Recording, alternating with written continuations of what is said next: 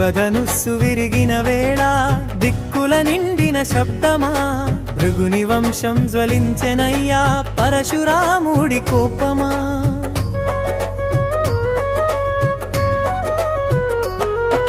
శివధనుస్సు విరిగిన వేళ దిక్కుల నిండిన శబ్దమా భృగుని వంశం జ్వలించెనయ్యా పరశురాముడి కోపమా. కోడలి చేతిలో జ్వాల వేసి ధర్మమునకు దీపమై వచ్చి రాముడి ముందు ఆగి చూసే విష్ణువుని మూర్తి నిలిచే. ధనుస్సు ఎత్తిన రామచంద్రుడు విష్ణు ధనుస్సుని సాగరించెను. పరశురామునికి ధ్యానం కలిగే విష్ణువు అవతారమని తెలిసే.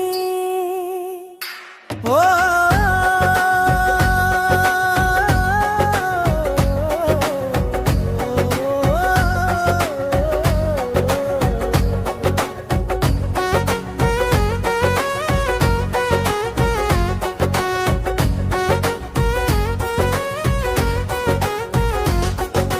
కోపం తరిగిన క్షణములోనే భక్తి కలిగిన పరశురాముడు తపోబలమంతా అర్పించి హిమగిరులవై చేరెనయ్యా.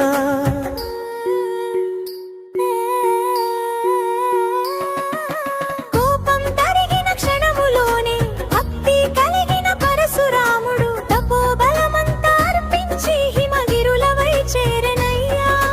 కోడలి చేతిలో జ్వాల వేసి ధర్మమునకు దీపమై వచ్చి రాముడి ముందు ఆగి చూసే విష్ణువుని మూర్తి నిలిచే.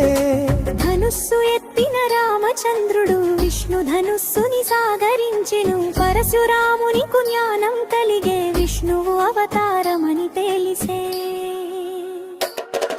శివధనుస్సు విరిగిన వేళ దిక్కుల నిండిన శబ్దమా భృగుని వంశం జ్వలించెనయ్యా పరశురాముడి కోపమా.